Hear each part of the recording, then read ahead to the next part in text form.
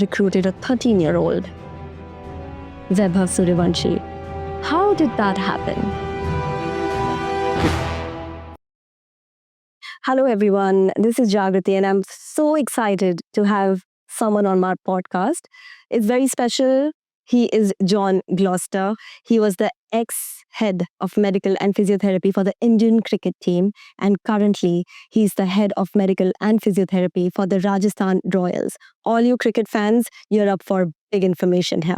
So, hi, John. Nice to be here. Thank you. Thank you for the intro. Thank you. Can you share your journey into physiotherapy and what made you pick this field? It's been a long journey.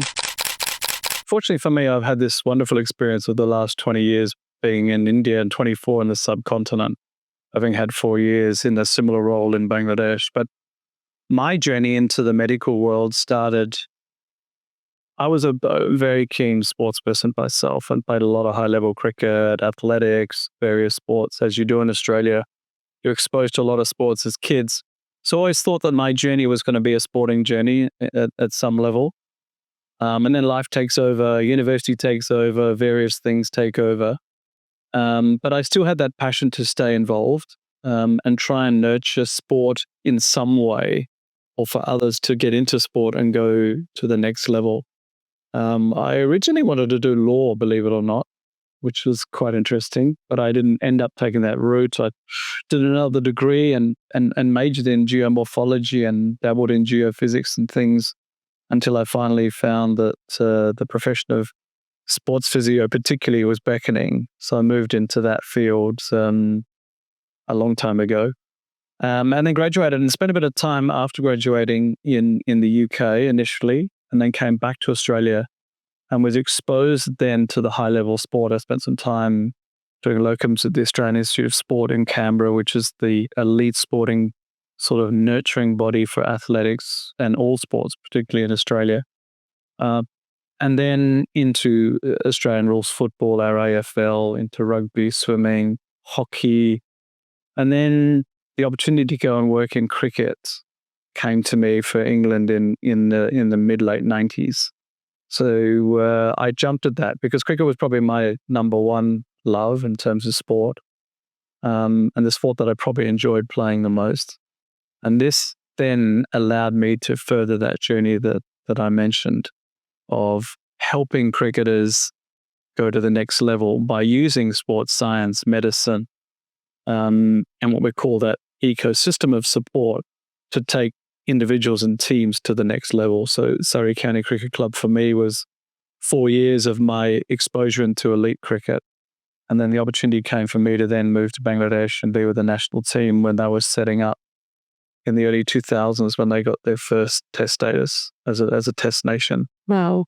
So the ability then to grow a cricket community as such, in terms of support around that team, was unique because most teams have already got that in place. Whereas Bangladesh, as it was their first foray into international cricket, it gave me an opportunity to help them build.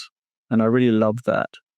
And then after that, I was invited to come to India and be with the Indian cricket team in 2004-05 with Mr. Dalmia, who was the president of the BCCI at the time, kindly invited me to come and be with the Indian cricket team. And it was an incredible journey because I had come from a team of superstars in England, literal superstars, where the entire first 11 were internationals.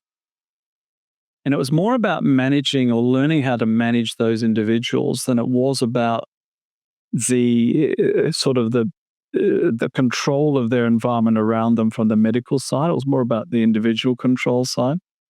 And then going to Bangladesh, where it was completely the opposite, unknowns. And so that then allowed me to not just so much work with individuals, but the ecosystem around them. Right. And then combining both of those sets of skills into India, where we had everything. We had good support services. We had a team of superstars. So those skills really helped me sort of find my feet quite quickly in India. And 21 years later, I'm still here. Yeah, it's been a great journey. I have a very similar background to yours. I grew up on the land in Australia, and simple life, but appreciating that you need to be resourceful, appreciating the simple things in life, but also around how to build foundations, both health foundations, mental and psychological foundations, and then also the ability to then integrate into environments that you're not that comfortable with. When I went off to boarding school as an 11-year-old, I had never been to school before. So finding your feet and integrating into new environments, all those skill sets came back to help me as I entered into new environments in the elite sporting world, particularly in managing those individuals. So it's been quite a journey, but here I am, Wow. Bombay. Thank you for sharing.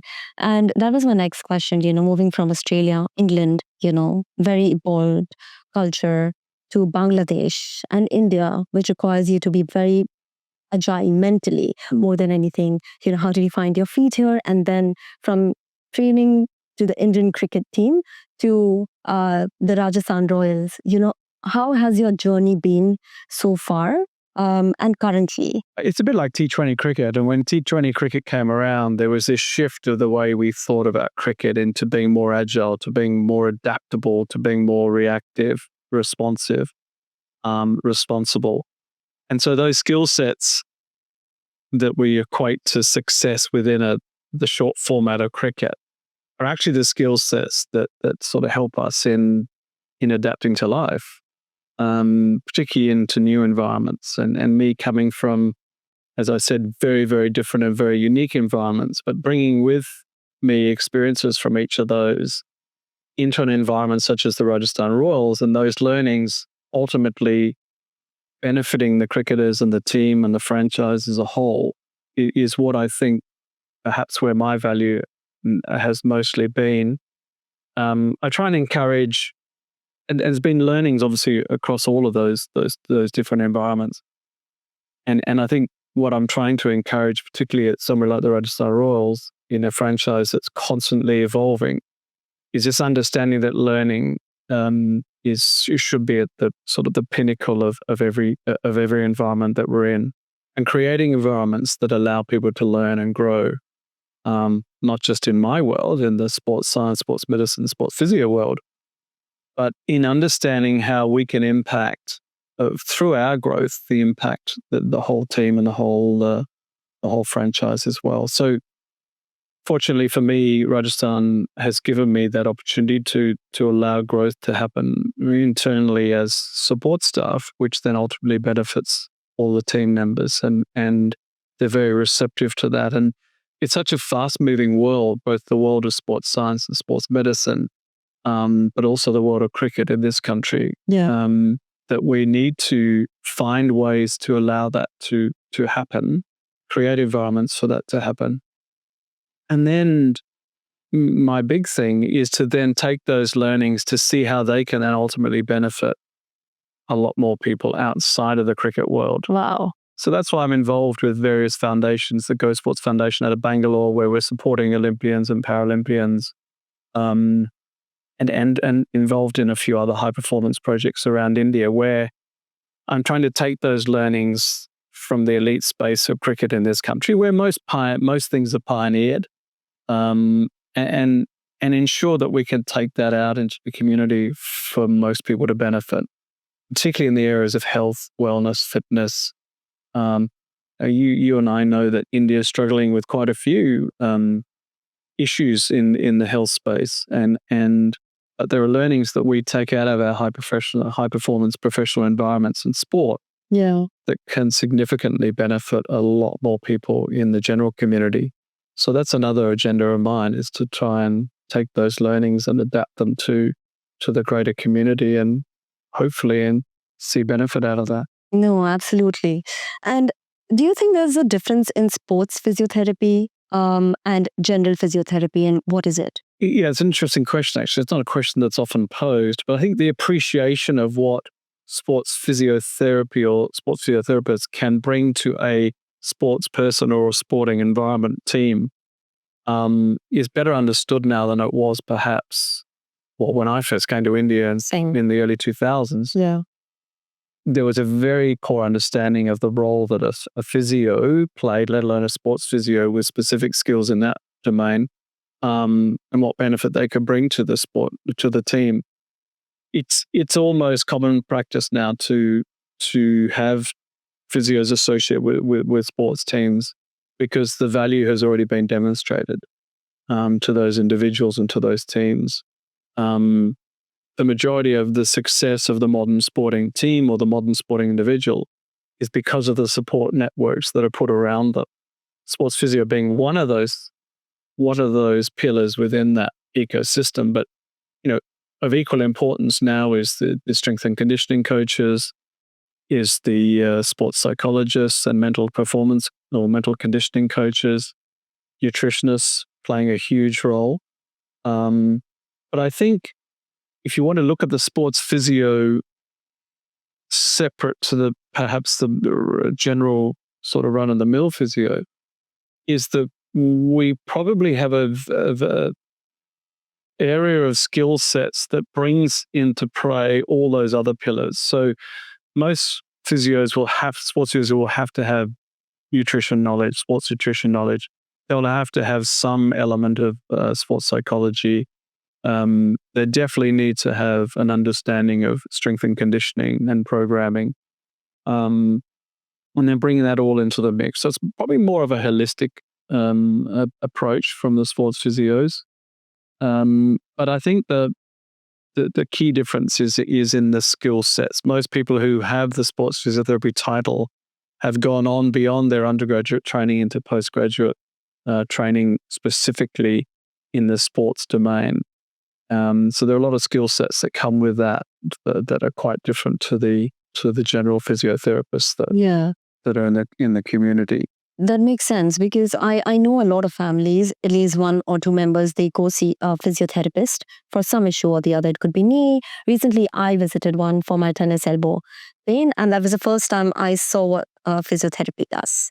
And they use needling, and they, recommend some exercises, which I assume is different for different injuries. 100%. But if you look at the well-skilled, well-trained modern physio, then you'll find that they will be using techniques less and less dependent on the traditional electrotherapy-based modalities that used to be the go-to for most physios. I can tell you, I haven't touched an electrotherapy device for probably 25 years. Wow. Because it comes down to these, and the skills are in the hands, as you said, using various techniques, mobilization, manipulation, soft tissue techniques, exercise prescription therapies. And the best physios, particularly in the sports world, are the ones who are the best at diagnosing. The treatment side's fairly easy. The difficulty is in the clinical reasoning, which then leads to your diagnosis. And the faster you can make a diagnosis, or the correct diagnosis, the better you're able to implement a strategy to correct that. Interesting. So that's where the really good sports is, because athletes, more than anybody, want an answer straight away. Yeah. They want a time frame straight away, and they want a clear strategy around how they're going to get back to their sport as fast as possible. Sure. So I think we've really refined that process, and that comes from the foundations of your training. Fortunately, I was educated and trained in probably the best physio institution in the world, which is the University of South Australia in Adelaide, and which is recognised as one of the best training institutions in the world, both at undergraduate and postgraduate level. Wow. So fortunately, I was from Adelaide, and I was trained through that system. So that gave me a really good foundation. What that does mean is that I therefore have a responsibility to ensure that people that I work with and practitioners around me, that I can try and impart as much of those skills, as I said, learning environments, being open to training those who are keen to learn, and bringing those skill sets into their environment is equally as important. That's amazing. I believe so. Yeah, that's really great, because you use your training and then you help athletes. But, my question is, we didn't have physiotherapists in our Indian cricket team, I think, in the 80s probably. Do you think that has in any way, helped the cricketers today? Do you see a quality improvement or reverse, in the cricketers that we had in the 80s versus today? Yeah. Yeah, again, it comes down to skill sets that each of these professionals bring to that environment. If you look at the modern day cricketer now versus perhaps as you're talking about 80s and 90s, one of the things you'll notice most is their physicality. Them as physical beings, how they are different. They're faster, they're stronger, they're more durable, they're more robust. Yeah. They're less injured. Yet the type of cricket that's being played is completely different. So the type of cricket that's being played today, not just volume, but the actual format of the game, demands those athletes, and we call them athletes now because they are, to be more durable, to be faster, to be stronger, to be fitter. And so the introduction of T20 cricket, particularly in the early mid-2000s, was what made us realize that we need to train these players very differently now, because the sport and the format of each format of the sport has changed and demanded that. So if you look at the speed, particularly the high speed running efforts in T20 cricket versus Test cricket, it's about 30 to 40% greater high speed running efforts in T20 cricket as there is in Test cricket.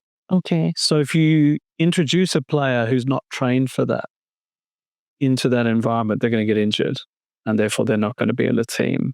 So we need to have a very, very deep understanding of the data around each of our players now, and data like that, which we get from GPS tracking devices on all the players now, which gives us deep insights into actually what they're doing on the field.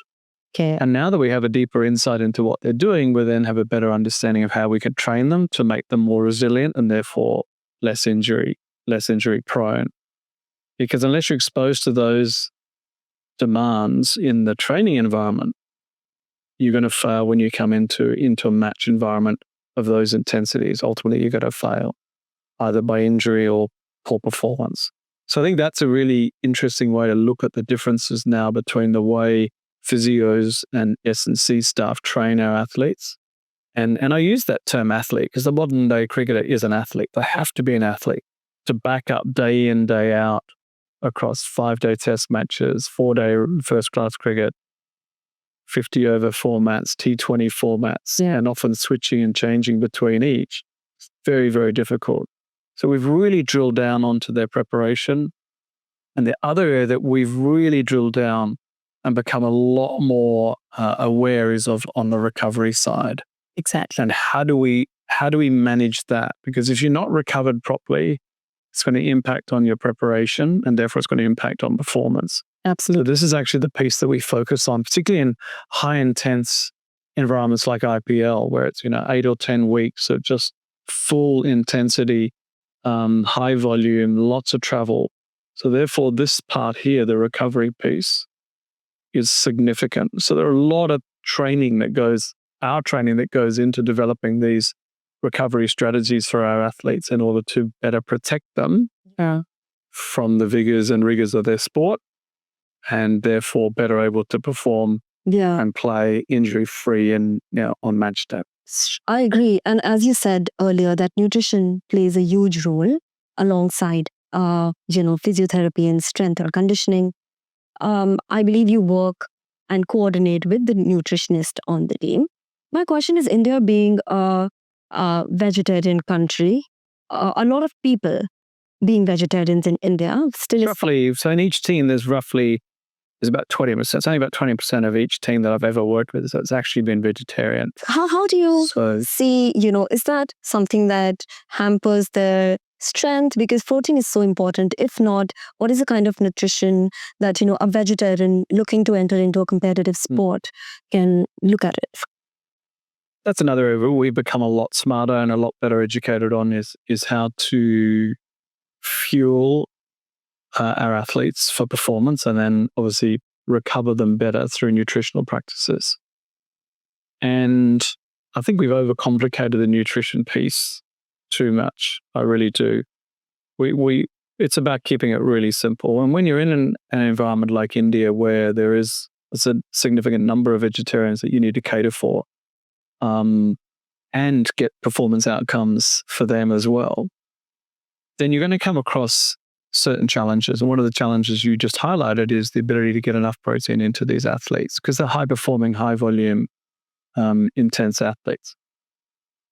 That's not a problem that is only confined to our vegetarian population now because of the poor quality of food and produce in many countries, not just India. But so a lot of the non-vegetarian athletes are becoming deficient as well. So we have this thing called what I call this diseases of deficiency, which is prevalent across all of us. Things like magnesium deficiencies, protein deficiencies, D3 deficiencies. Most of that's born out of poor nutrition. And because even the soil that things that the vegetarians consume that's grown in is of such poor quality now that ultimately the plant doesn't get the nutritional input, and therefore you don't get the nutritional input when you consume it. Like broccoli today has 30% less magnesium than it had 25 years ago. Wow. So we're finding we're having to supplement them anyway, whether you're vegetarian or non-vegetarian, because when we do all their blood markers and analyze them all, we're seeing numerous deficiencies that can therefore impact on health and well-being, but also on sport performance and recovery. So having an intimate knowledge of nutrition is critical for the modern day sports physio. And we do work with a nutritionist. I've sort of controlled the entire nutrition piece the last 16 seasons. The last couple of seasons, we've introduced a nutritionist as well because of the importance that we've placed on that role. Yeah. But the fundamentals still apply, that we're looking at athletes who need to recover. We're looking at athletes that need to perform. But if you look at it under the umbrella of, and this is translatable to the general population as well, as what are the two most important things that help an athlete perform and help an athlete to recover, and for you and me to perform and recover, is to create an anti-inflammatory environment for individuals, because inflammation sits at the source of illness, disease, injury, poor performance, mental issues, etc. So if there's one thing we really want to drill down on in the nutritional practices of all our athletes, it's that. And so then that determines what food groups we suggest, what supplementation we suggest, and therefore looking at those as key pillars of understanding for those athletes, not just during their athletic journey, but also in their journey of life. So I think if you look at, for example, some of the, as I said, all our athletes are blood tested, and I blood tested thousands of them over the years, not just in cricket, but in athletics and various other sports, Olympics. And about 20 to 25% of our elite athletes in this country are pre-diabetic. Wow. And that's your, How many? And between 20 and 25%. Oh my God. And about 45 to 50% are D3 deficient. About 25 to 30% of B12 deficient. So that's what I'm saying. These diseases of deficiency and these general diseases, particularly metabolic diseases that we see in the general community, are more visible actually in a lot of our athlete cohorts because they're stressing their systems even more. So having to supplement them sensibly and safely is critical, because if we don't supplement them and correct those deficiencies, an injury is going to occur, and performance issues are going to occur as well. So it is. So if you look at that, even just as I said, that pre-diabetic number, that's in our elite cohort athlete, physical cohort. Now we know that when we look at the general population in India as well, that number's around 60% pre-diabetic. So I think, as I said, how can I take my learnings and understandings of how to manage those individuals, as I do in the elite sporting world, and bring that back to benefit the 60% of the Indian population that are struggling with the same problems. So we can do that because we have that knowledge. And a lot of it's common sense, particularly when it comes to managing metabolic diseases like diabetes, pre-diabetes, and understanding that most of these conditions are reversible. Prediabetes is reversible. Type 2 diabetes is reversible. Okay. So, but that's education. So how do I use my platform and the platform of, and the voice and visibility of something like cricket and IPL in this country to start magnifying some of these messages around general health and well-being for the rest of the population, not just my sporting boys. Yeah. Thank you. That's the purpose of why we're talking today. And, we've not spoken about the sources of the grains or the fruits or the vegetables, which you and I understand because we grew up on a farm and we saw our vegetation grow in front of our eyes. We nurtured it. Yeah. We nurtured that vegetation. But that's not available to us today in Bombay. And that's not available to majority of the country today. How can one make sure that this source of the pulses, the fruits, vegetables is organic? Because again, organic is such an abused word. So like, how do you make sure, that the sources of the ingredients in the houses of these athletes are pure and of the highest quality? And how do you think that can be replicated to the rest of the Indians? Well, I think it's about demonstrating that the better the quality of the ingredient, the better outcome for you in your blood markers, in life, in general well-being, etc. It's almost impossible for everybody to source good, clean, healthy ingredients. As you know, it's very difficult. Fortunately, in the athlete cohort that I work with, IPL cricket, we're in a fortunate enough position to have access to really high quality ingredients, and also very, very good high quality supplementation, endorsed, batch tested, WADA approved because of the anti-doping policies for around athletes. We need to ensure their safety around supplementation as well. So we only source the best, but that's not the case for most people in this country. There's so much noise. Exactly. So what you've got to do is go back to some of your basic understanding of nutrition. And my philosophy, I suppose if you want to call it, is please go and talk to your grandparents about what they would have eaten, and particularly what they would have cooked in when they were kids or when they were growing up. Because that's probably where your biggest clue lies. And I said earlier about simplifying it, keeping it simple. Well, that's simple, real. And that's some of the umbrella phrases that I also use is food should be real. Okay, by that I mean it doesn't come out of a packet or a bottle or a jar.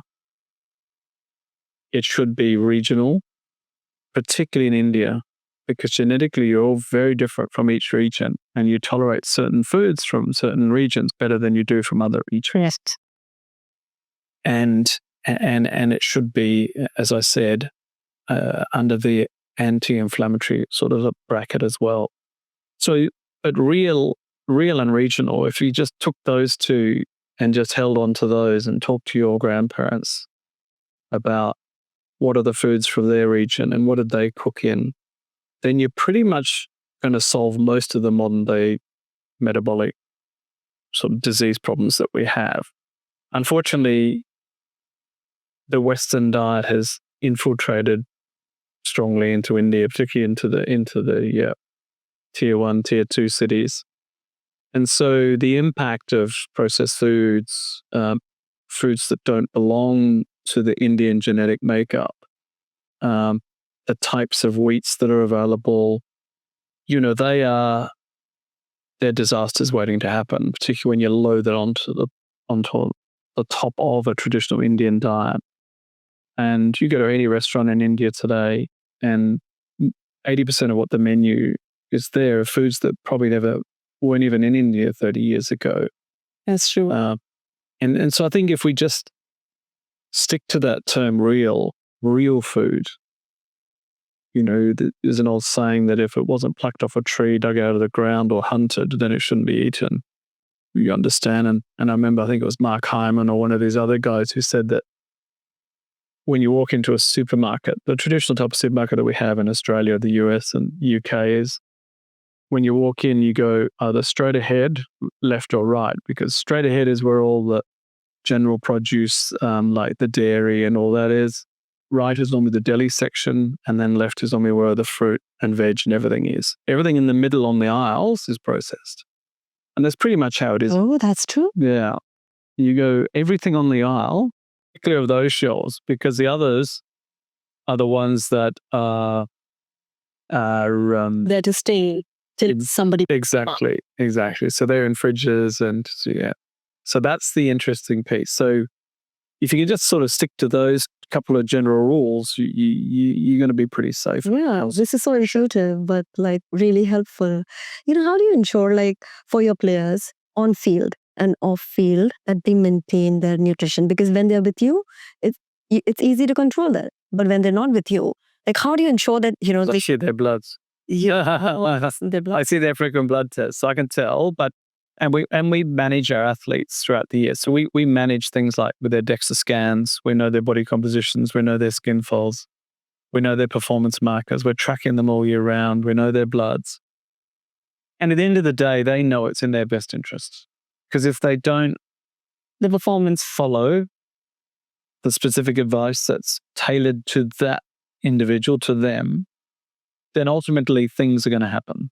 Things being performance dips, injury, and change in body composition. So for them, with the amount that we invest in these players, with the amount that the community invests in these players, as you know, they're up, they're on TV, they're visible all the time. There's enough incentive for them to manage their own sort of well-being outside of our controlled environments. And the other thing that I like to talk to them about and educate them on is their long-term health outcomes as well. And how are we responsible for those as well? I am interested in their performance now and getting the best out of them as individuals now while they're with me, with the team.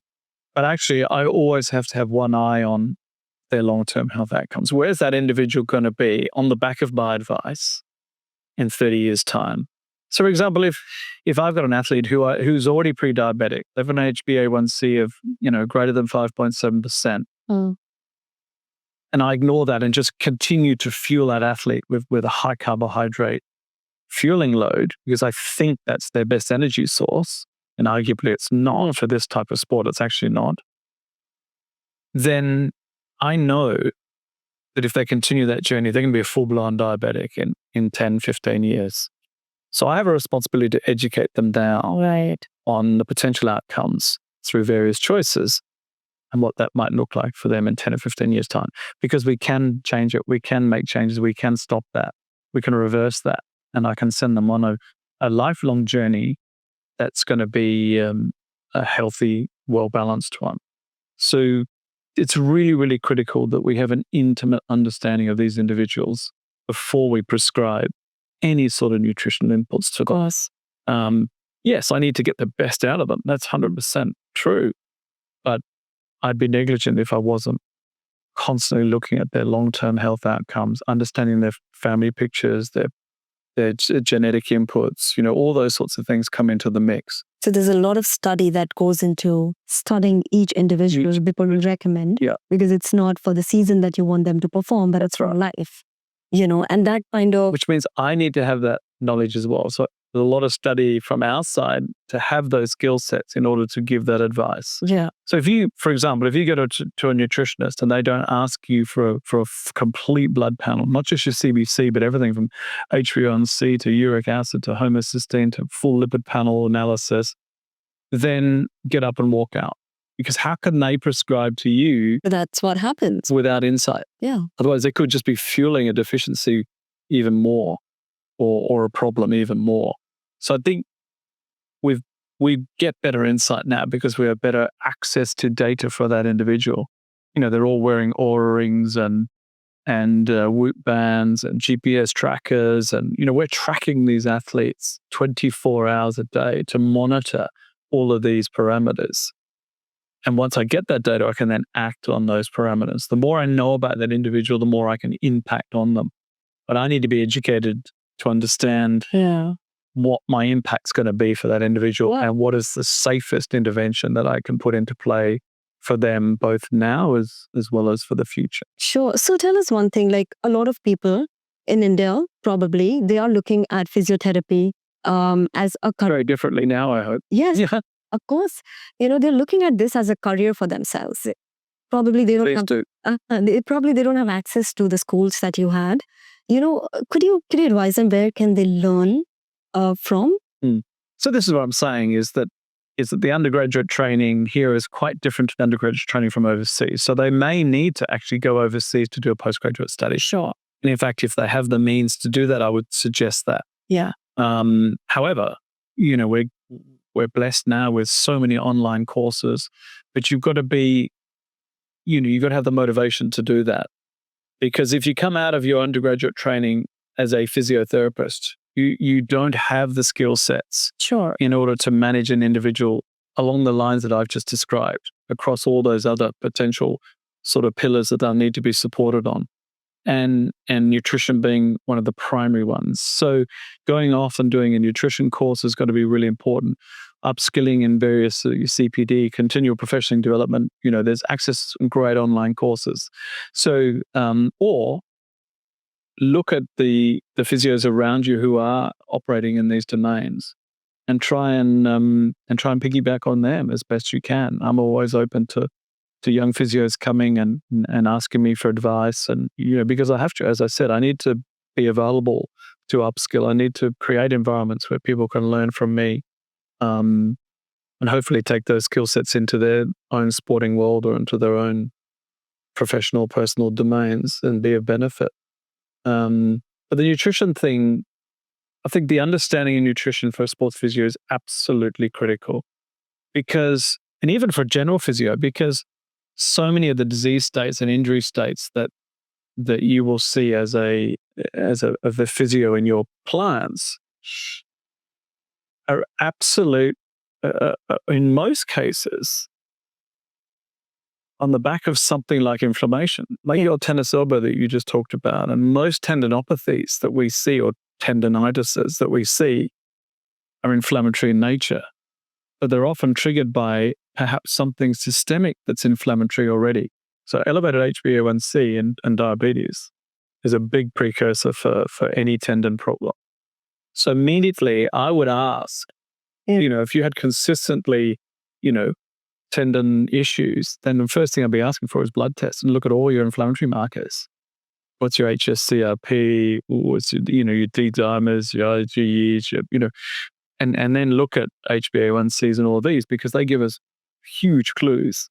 Because you could be treating and this will never get better because the root cause is not inflammatory root cause is not being addressed. So it might get better for a while, then it'll come back again. Yeah. So understanding your patient from the inside out is critical. So that's what I'm saying is, if there was one skill set that I would bring on board first to my undergraduate sort of physio skill sets, would be a really good understanding of nutrition.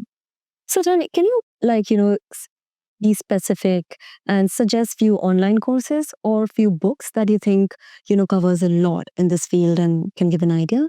There's so many go-to books, particularly in the world of nutrition now. But the problem is there's so much rubbish out there as well. Yeah. And there's so many fads. But I'm always looking at people who have a significant background in research and science.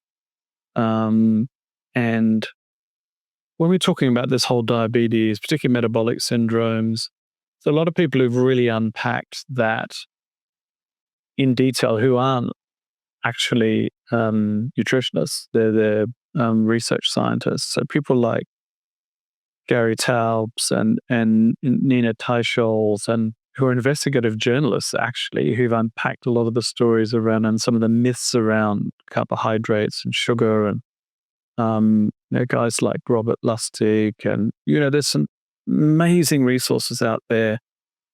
There's a fellow called Professor Ken Sakaris from Australia, who's probably the world's leading lipidologist, around how we read lipid panels today versus how we did 30 years ago. It's completely different. People looking at total cholesterol levels and putting on statin drugs, back then versus now, and understanding the role that triglycerides play in modifying LDL particle sizes and therefore putting risk. All these things are critical for us as sports physios in my profession to understand. So, investigating some of Professor Ken Sakaris's work, so there are numerous things. But just what I'm saying is be open-minded to the new science, the new understanding, and not be blinkered by just what happened in the past, because we've moved very quickly in our world. There are perhaps flaws in some of the modern nutrition courses in that a lot of them still preach some of that doctrine from 20, 30, 40 years ago, and they haven't, brought themselves into 2025 yet, which is sad because those nutritionists, even though they've been trained, will bring 30-year-old medicine into 2025 and start practicing it, which is not just inappropriate, but unsafe. So I think we need to be very aware that you may need to get that education foundation from a course, but then move straight into other online, various CPDs, various conferences that are updating you all the time on the modern, and you may need to do it yourself, on all the modern understanding of particularly lipidology, diabetes. Just the other day, I was at one of these hospitals in India, in Bombay, and this is just to demonstrate perhaps how certain nutritionists are still 30 years away. And I was looking at a diabetic's menu, and on that diabetic menu was things like oats and toast and banana and juice, and I added it out. There was there was equivalent of 19 teaspoons of sugar just in the diabetic breakfast. So this understanding of this should be common understanding of what makes blood glucose go up in the first place in a hospital environment. So this is the thing that's 40-year-old science. That's 40-year-old. That's to not even know what makes blood glucose go up in the first place, and then just throw a tablet at it as a cure. That's not responsible medicine. When you can change that completely by just educating that individual on what makes blood glucose go up and what makes it come down again, and educating at that level. So I think we've got a long way to go. But as sports physios, we have to be part of that education platform. That's what I'm saying, is that you need that 2025 knowledge, not 1980 knowledge. So that brings me to the concept of Ayurveda and naturopathy, which has been there for thousands of years. But we're not practicing it enough in the general population. Okay. And again, the physios that are educated here aren't educated on a lot of those practices in their undergraduate training. So again, they have to go out and get that knowledge. But there's a lot of fantastic sort of measures to counteract a lot of the modern day health problems that we have through those practices. So being open to alternative medical practices that are specific to this region, specific to this population and your genetic makeup, is very powerful. But we don't use it enough. Do you use it? What's your take on our we do. science? So one of the limitations we have is because all the athletes are drug tested, and there's not the ability to govern the manufacturing and control the processes around a lot of these substances is limited. So we can't guarantee that the athlete can get a negative result after taking them. So we're restricted in the amount of in-competition use we can use of those. But for general population practice, I think we're underselling it. And I think we really need to be going back to, as I said, go back and ask your grandparents about what they're eating. Also go back and ask them and their grandparents about some of those practices that they were putting into place around traditional medicinal practices that were of benefit, and bringing those back into, because they're probably needed now more than they were back then, given the problems that I've just described to you that are in the disease of deficiency that exist in modern life. So there's a lot to learn from speaking to your grandparents. And each of us need to really put in our effort to educate ourselves and look for different resources so that we can help ourselves, our family, and then our community, Yeah. and then the world. And that's where the physio becomes really valuable, is you become that mouthpiece. And you have a larger community around you that you can responsibly educate. Yeah. But it has to be on the back of 2025 science, not 1980 science. Yeah. And with the advancement of technology and, wearables and data-driven things, how do you think that is helping, the cricketers? Hugely. As I said before, the more I know, the more I can intervene and help. And the first device, if you want to call it that we started using in cricket, for me anyway, was the GPS tracking. And because we really didn't know what cricketers did. But what is the tracking? How do you put it? I've never seen that. The GPS tracker is just a little device about this big Okay. that sits in a little sleeve between their shoulder blades, and it tracks every single movement. So it tracks distances traveled, speeds, acceleration, deceleration, movements, rotations, any movement that athlete makes, all recorded. Is it inside your body? No. It's just in a little sleeve that okay. sits on a vest Okay. between their shoulder blades. The one we use is called Catapult. You'll see sometimes when you look at the TV, you'll see them with these little vests on with this little tracker. So that's what we're doing. We're measuring what they actually do. And when we first started using these devices back in the early 2000s, because we really didn't know what cricketers did physically. Yeah. Everyone just said, they just stand around all day, do nothing. Oh, it's a pretty lazy sport.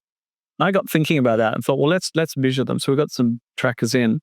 And when the first data started coming in, I thought the devices were flawed. I thought they were faulty because we were getting numbers like in a day's fast bowler in a one-day international, their total distance covered for the day was around about 15 kilometers.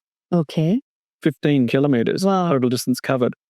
And then in a 4-day game, in a test match, in a 5-day game, they were up around 20 to 25 kilometers total distance covered in one day. Wow. So suddenly we're looking at we have to train these guys as athletes because the numbers that they're coming out, and even today when we in T20 cricket, the high volume guys are between 8 and 10 kilometers. So in the duration of just a T20 game, they're covering between 8 and 10 kilometers of total distance covered. Okay. Now we break that down into, okay, they spend this amount of time in this zone, which would be, 15 to 20 kilometers an hour, 20 to 25, 25, 30, 30 plus. We break down to speed zones. So I know that, in this game, so-and-so spent, 835 meters of total distance covered over this duration of seconds in this speed zone. So then we bring that back into their training environments. Wonderful. So data has solved a lot of training problems for us. Therefore, when you train them against this data, you're preparing them adequately for the match day environments and therefore protecting them against injury the best you can. So data started way back then for cricket. Now we have everything from, urine analysis to sweat analysis to, the aura and ultra-human rings to whoop bands to, so CGM, so continuous glucose monitoring to see what fuels they respond best to. So all this goes into the mix. And what it does is makes me better understand that individual, and then I can better fuel them, I can better recover them. I know what impacts them positively and negatively in terms of food, fuel, alcohol, whatever it may be. Then I can have a conversation. So data allows me to have a conversation now with the athlete. If I said to an athlete, right, you're going to go and do this number of runs because you're going to get fitter, they'll say, but why? When I show them that this is what they do in a game, they're like, oh, wow, now I know why I have to do that in training. Yeah, this is like parenting. Exactly. You can objectively show why we do what we do. Similarly, when we get their sleep data and what impacts on their sleep cycles, their REM cycles, their deep sleep cycles, what impacts their heart rate variability, what they eat, when they eat, what time they eat, before they go to bed, impacts on all these recovery mechanisms that we look at. So we're breaking it down more and more on the back of data and on the back of insights, because then I can show the athlete This is why we do what we do. This is why I don't want you to eat certain foods within 3 hours of you going to bed, because look at the impact it has on your sleep cycle. You don't know that because you're asleep. Yeah. Actually, The deep the sleep impact. and the light. Yeah. Heart rate variabilities, resting heart rates at night, sleep cycles, restlessness, latency, all these things, Wow. breathing rates, all come into the mix. It sounds like a lab, Pretty much it. continuously Yeah. And that, monitored. but as you said, what separates the sports physio who works with these environments versus perhaps a general physio? This is the stuff we're talking about. This understanding of data, the impact, how we then impact the athlete on the back of that data. What are the strategies I'm putting in place? I need to know what training strategy, what fueling strategy, what recovery strategy. That's the difference. That's the differentiator now in those two cohorts. So in IPL coaching, do you also use AI? How does that help? Yeah, we're using a lot more predictive analytics now, particularly when it comes to, well, obviously in selection and the technical side with the technical. We have a team of about, I think it's about 8 or 9 full time now who work purely on analytics and data for us.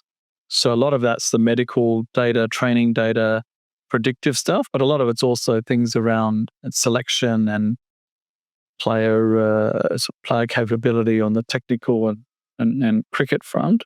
But a lot of the inputs, it's interesting now because there's now this overlap of the cricket and the medical high performance world, in that a lot of their cricket outputs and their ability to perform is determined by the physical management over this side. So if a bowler, for example, is expected to come in and bowl Yorkers at right at the last over, but he's fatigued because he hasn't been trained right and he can't execute that skill, then that's going to impact on the outcome for not just the player, but the team. So we look at their data about when they fatigue, how they fatigue, are they bowling at certain times, and we bring that back into our performance environment and say, right, we've got to train them under fatigue situations so they're prepared to deliver and execute their skill in the last over of that game.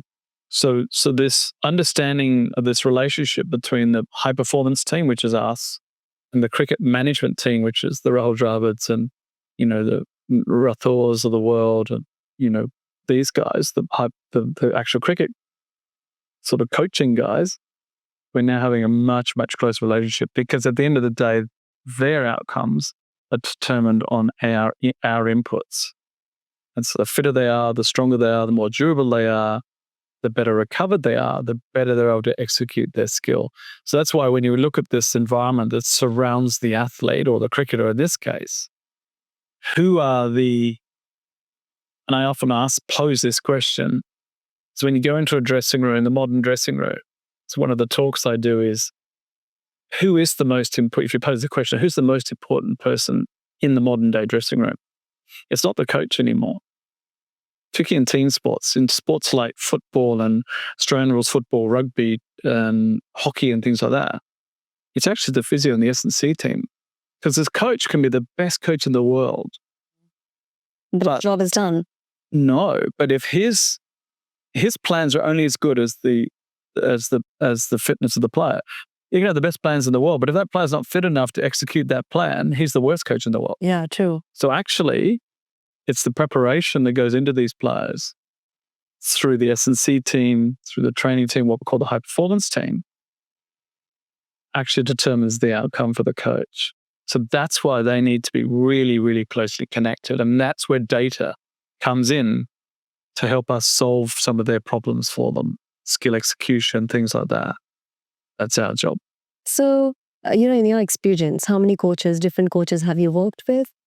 And, over 32 years or whatever it is, a lot. A lot. And it really matters the kind of... But they're the coaches that...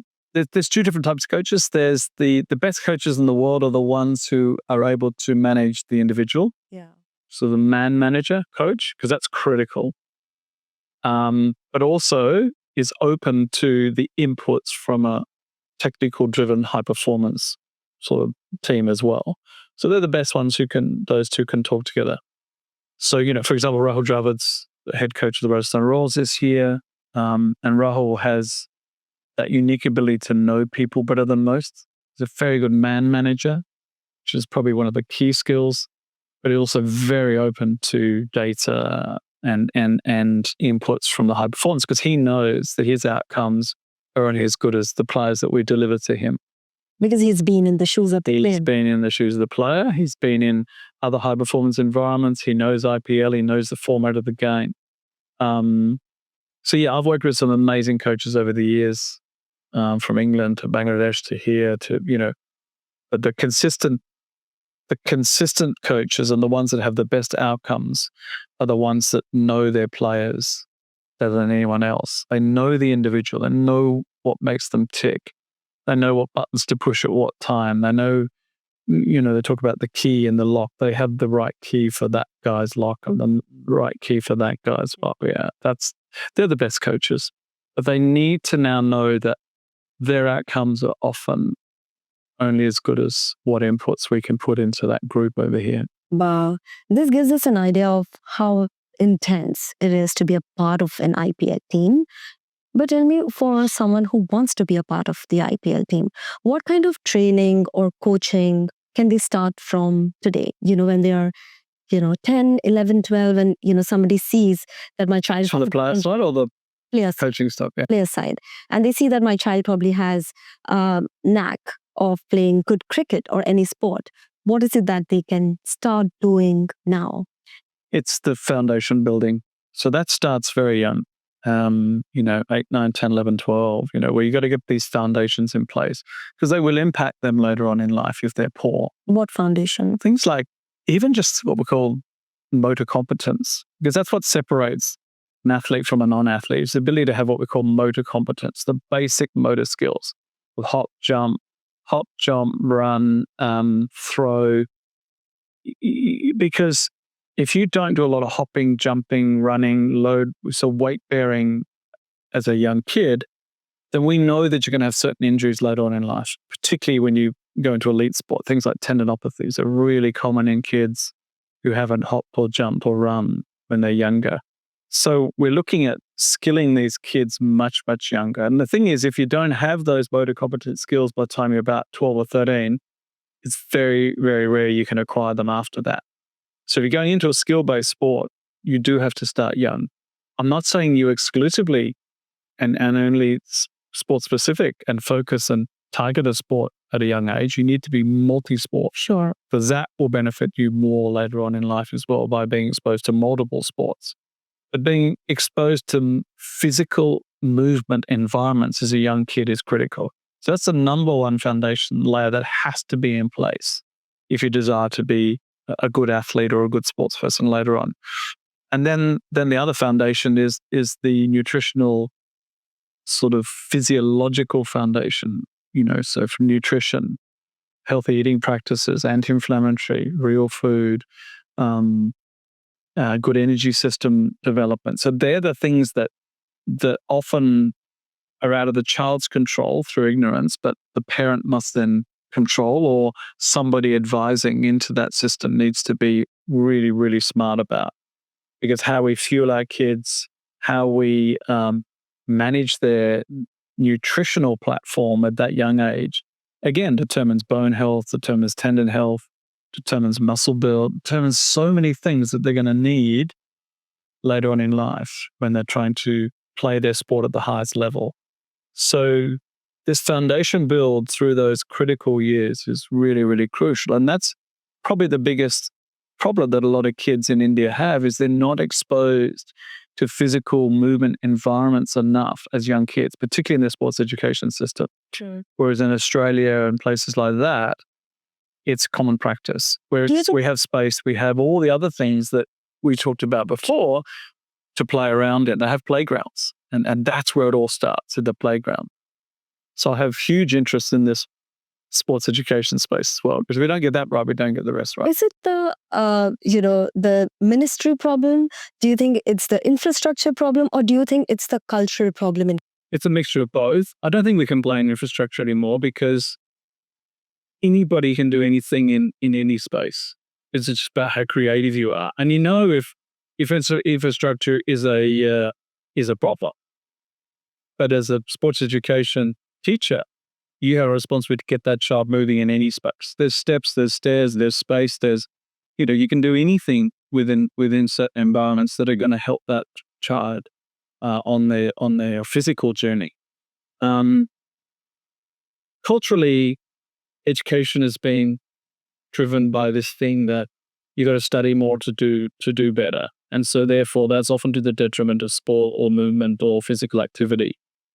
Yet thousands of studies show that the more active you are, the more sport you play, and the more physical you are, your academic results are significantly better. And there's enough studies.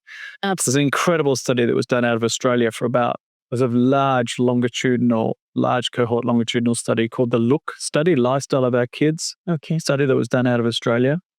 And over 15 years, it demonstrated that the kids that introduced to physical activity, structured physical activity interventions during their sort of formative years were the ones that did so much better in every outcome from there, particularly academically.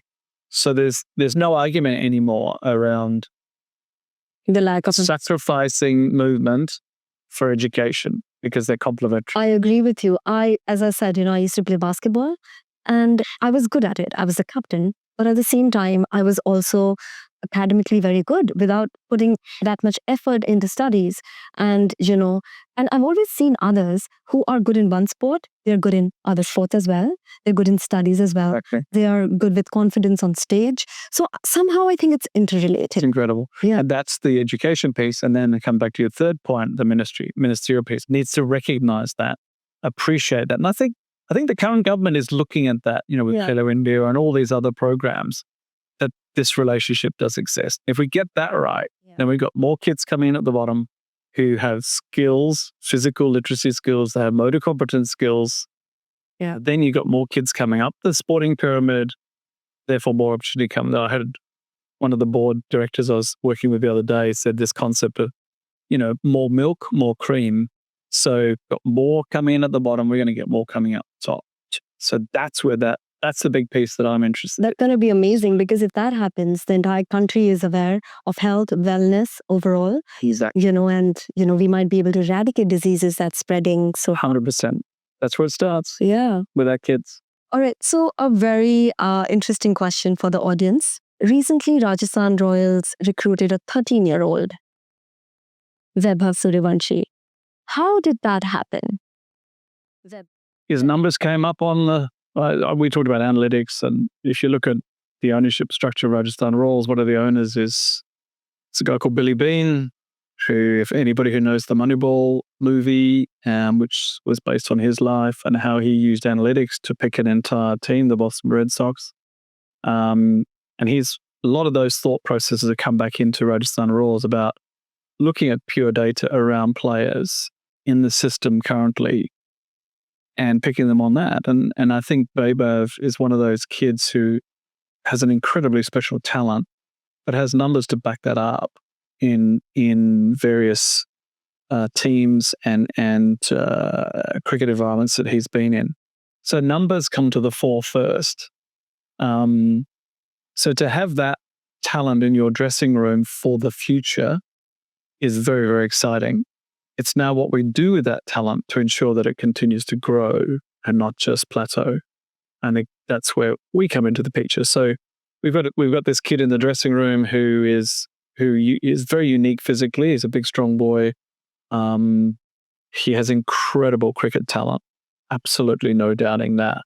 What we need to do now is understand and respect the fact that he's still young and he's still building his foundations. As we said before, that goes on until they're skeletally mature, which is sort of late teens, early 20s.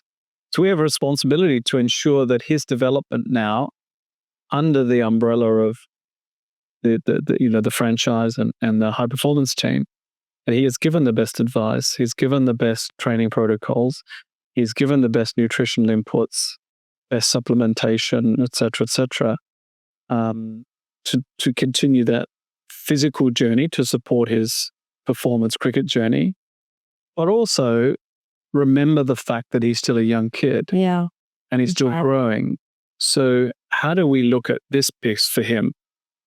Because often we fix these pieces and we forget this bit. And we don't respect the fact that he's still 13, 14 years old and he's maturing. So bringing in somebody with capability to ensure that that journey, that the sort of mental conditioning, sports psychology type journey for an adolescent is continuing appropriately as well. You don't want these kids to grow up too quickly. And it's very difficult not to do that in an environment where it's all adults, it's all high performance, it's all cutthroat, it's all physical. It's, take a step back and remember that this kid is still a kid. And one of the learnings I had very early on, which made me appreciate this even more, was when I was with Bangladesh. Our first tour overseas was to Zimbabwe, I think it was. We had in that team a 15-year-old at the time, a guy called Mohammed Ashfar, who is this unbelievable talent, who ended up scoring 100 on debut in his test match against Sri Lanka as a 16-year-old, the youngest, or 15-year-old, the youngest ever to do so still today. Okay. Enormous talent. And we just he just got thrown in. He'd come from a family, lived outside of Dhaka, brought up in a small house with just his family, living, sleeping and sharing the same bed with his brothers, etc. Very simple, never been on an aeroplane before, never been out of the country before, never had and suddenly he's 10,000 kilometers away in another nation, eating different foods, and we were playing a warm-up game one day, and he got chastised he dropped a catch or did misfielded something, and he got chastised, and he just burst into tears. And I took a step back and suddenly thought, we've only looked at developing his cricket skills. We've completely forgotten that here's a kid who's never been away from home, never slept away from his parents or his brothers in the same bed, eating completely foreign food, totally intimidated by his environment and his surrounds, professionally as well as personally, on an aeroplane, flying business class to the other side of the world. And I suddenly thought, wow, it just got too much for him. Normally when you misfielded someone, you just forget about it. It was the straw that broke the camel's back. I remember taking a step back and saying, wow, he's a kid. We need to respect that. So taking that learning now back into the environment of the current dressing room with Redstone Roars, never forget that he's actually a child. He's growing faster than most kids at 14 are going to be growing, emotionally, particularly, but respect that, but support that.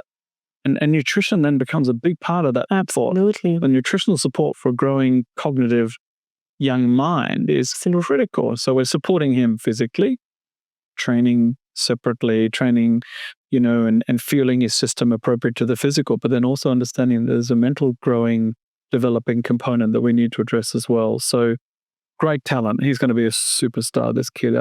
Do you think it's going to happen again? This is like a one-off, Rajasthan Royals became... These kids are everywhere. There's so much talent. You discovered him early. Yeah, we're lucky. And I think people are now start looking for these little nuggets elsewhere because they're there. And I remember one of the biggest things that I noticed when I first came to India was this incredible talent pool. And technically the best players in the world. You can't doubt that. When it comes to skill-based sports like hockey and cricket, and they're the best in the world. Well, but if you've got the best team in the world, why aren't they consistent? Yes. And it's because they never address the other component, which is the physical component. And as I said, the games become very physical. It's very fast. You need durability. You need all these other, ingredients to be successful. So one of my roles then and still today is how do we ensure that the technical cricket piece and the physical start talking to each other? Because if they don't, then you're never going to be successful. And I think that was the case with the Indian cricket team, where when I first came was to try and bolster the physical side and then see more consistency of performance. And Virat Kohli sort of brought that physical, non-negotiable concept into the Indian team dressing room when he came in as captain. And it's no coincidence that the more physical they became, the more consistent they became over time. And so the best example of all is the Indian hockey team. So Indian hockey was dominated a World Hockey was dominated by the Indian team. World Cups, Olympic golds, World Championships, Champions Trophies, whatever, for 50 years. And then it all stopped dead overnight because they moved from grass, which is a very highly skilled, less physical environment, Okay. to AstroTurf, artificial surfaces in the 80s and 90s. I didn't know that. And which is pure physical speed. So faster game, the ball goes much faster, you therefore have to run faster. So India got left behind because they're all skill-based, the best in the world, technically. And it's really only now they're catching up on the physical when they're starting to be more consistent. So that's where the teams like Australia and South Africa and the UK and the Netherlands, New Zealand all came to the fore in hockey. Not because they're technically better, because they're fitter, faster. Wow. And so therefore they're able to execute their skills better when they've got time. And so that we saw a bit of that in cricket. So I don't want that to happen again in cricket. And I think we're seeing now that's why India competes consistently against the best teams in the world, because they've got the two pieces put together now. I see the value in it. Absolutely. Tell us, what are the recovery techniques that our sports team, including, people in cricket, hockey, other sports in India use? What is it that you recommend? And what are the techniques that, upcoming athletes can practice? Yeah, as I said before, this emphasis on recovery is critical, because if we don't get that right, we don't get the rest of the equation right. Yeah. And injury and poor performance follows. So there's one thing you're going to focus on, it's recovery. And it can be really basic things like even just active warm downs, doing your ice baths, getting a nice, a good massage. But most of all, it comes around refueling correctly and rehydrating correctly, because that's what starts that whole recovery process physiologically or internally. You can't rebuild muscle, you can't repair tendon, you can't stimulate blood supply if you haven't got the right ingredients going into the system in order to do that. And when you play sport at a high level or you're involved in various physical activities, you naturally get an increase in inflammation. Yeah. So how do we introduce foods and fuels that, first of all, decrease inflammation? Because that's the key pillar of recovery, is reducing inflammation. So that determines what foods you eat, and that determines what, fuels you drink and what fluids you drink. So that you've got to get that piece right first. Then we have all the other beautiful, ancillary things that we use, from, red light therapies to compression garments, to game ready machines, to we even use things like bioceramic clothing for facilitating sleep. All these sleep strategies, given that sleep is the main pillar of recovery, getting that piece right. So how do we, ensure that all these practices are practices that they can then take back into environments when they're not with the team? And most of them are practices that you can and I can and everybody can do consistently, in that everybody can do an active warm down, everybody can do some good stretching, everybody can wear some compression garments, anybody can access the right foods and fluids to ensure that that is taken care of, and everybody can have a sleep strategy that they can work with as well. So the biggest emphasis that we've put on recovery now is managing sleep, because all our numbers and data tells that if we don't get that right, then we're going to get injured and performance is going to suffer, both mental as well as physical performance. So we need to address the mental. So sleep has been one of the things that we've really drilled down on, hence wearing these and whoops. So we look at their sleep and see what are the areas that we can impact then and how we do that. And most of it comes back to what we fuel them with, what fluids they're drinking, which actually impacts that more than anything. And even to the point where we control the sleep environment. So if we come back from a match at 1 a.m, and we got a flight at 7 a.m, that means that immediately sleep is impacted. So one of the things is we've decided as a franchise is that we can't sacrifice sleep for anything. Because if you're then traveling and then playing perhaps a day or two later, you need 56 hours to recover after an IPL game. That's what the numbers tell us, to restore your parameters back to normal. So sleep being the key piece. So then we say, okay, we're going to charter our own flight. So we determine when we leave. So we're not going to have a flight until after lunch. So we don't book them till after lunch. So they get their 8-hour sleep. They do their active recovery session, the pool. They get their massages done. We refuel them properly. They have all their replacement drinks. They have their protein smoothies. They have everything done so that when they get onto that airplane 12 hours later, 12 hours later, the initial part of their recovery is done. So then when we arrive at the next venue, we've started that process already. Wow. So that's where IPL's got to. That's where high performance sport has got to. It's not just because we want to be fancy, we want to take our own plane. That's not what it's about. It's about how do I lessen the impact of that performance on that individual. And we've identified sleep being the key parameter that's a non-negotiable. How do we get better sleep into these guys? Well, this is one of the ways to do it. Interesting. So cool. Now, the next time I'm going to watch an IPL, I'm going to look at the players so differently. I hope so. And I'm going to take more interest for sure. As I said initially, I'm going to think of all of these things that you just mentioned. Like, this is what happened with him before he got on the field. And this is what it takes for players to be on that field with crores and crores of people, billions of people watching them.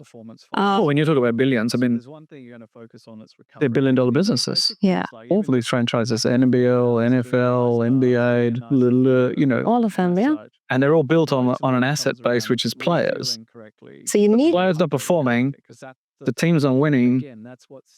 But when you look at it from a business perspective, those assets aren't returning. high stakes. High stakes. So we're responsible for the asset management piece, which is managing the asset, which is the player. How best can we get that asset to consistently deliver across the 14 games of that tournament and get a return on that investment? So that's where the technology comes in. That's where the insight comes in. That's where the high performance team comes in. That's where this ecosystem expertise comes in to try and deliver on that asset management piece. Yeah. Okay, now a difficult question for you. Who are your two favorite players? Currently? Yeah. Wow, that's a good one. There's so many. Across formats, there's so many incredible players to watch. I think the father of cricket for me is still Sir Donald Bradman. And I say that not just because he's got an average of 99.94 and, stamped his authority on the game forever, but because I grew up next to Sir Donald Bradman when I went to boarding school. Oh, wow. So I actually lived on the same street as him for much of my life. And I did interact with him quite a lot as a young kid. And he did impact me quite significantly outside of cricket. Wow. So I think Sir Donald, for me, is still the greatest player of all time. And one of the other players that I enormously respect is a guy called Usman Khawaja from Australia. He's an Australian cricketer who emigrated to Australia as a refugee from Pakistan when he was a kid. Grew up in Australia, pretty tough life growing up in Australia. And then embraced Australia as his own and took on Australian cricket and became the number one player in the world, Test cricketer in the world. And his story is an amazing story about the human side of the sport and the challenges that many of us don't appreciate enough, and what those individuals have done to bring not just glory to themselves as cricketers, but to how the sport itself can change lives and change the lives of the people around them. So I always look at cricketers who've taken on those challenges and come out the other side. The other boy that I enormously respect, with a very similar story, is Yashasvi Jaiswal, who plays for us, who came from a very challenging background, that just had this one fixed belief that if I do the hard work, I've got the skill, and I embrace people around me who are going to help me on that journey, that I'm going to do it as well. He became the number one player in the world and plays all three formats for India and is a superstar. Yeah. So always look at people who've had to work hard to get there, because it's not an easy job. It just doesn't come to you without it. And if you do get it given to you on a platter, it's only going to be there for a very short time. Agree. Because of the nature of professional sport these days. So, for example, Those two guys really stick out for me, where they've come from. Another one is Lisa Sthalekar, who's an incredible Indian, born and brought up an orphan from India who was adopted by an Australian family who eventually came to captain Australia, an Australian woman. Cricket team, was now an incredibly successful journalist and commentator herself. So Lisa has an amazing story and is an incredible human being, and what she's done for the game and sport in general in Australia has been. So there's some remarkable characters out there who once we get to know them, you realise that it's not just what they've done for cricket, but what they've done for millions of other kids around the world. Exactly. That if you genuinely believe, then eventually you'll get there.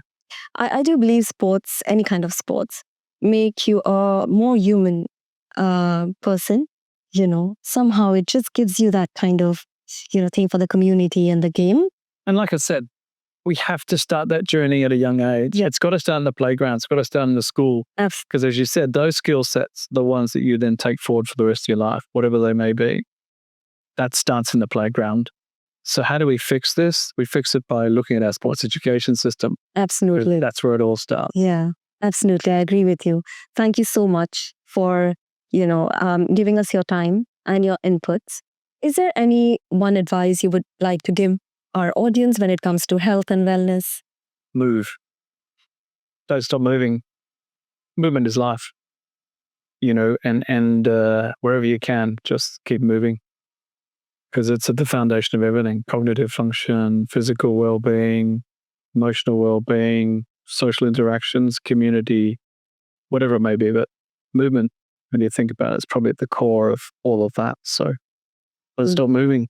Wonderful. Thank you so much. Thank you. Pleasure. Thank you. Thanks for having me.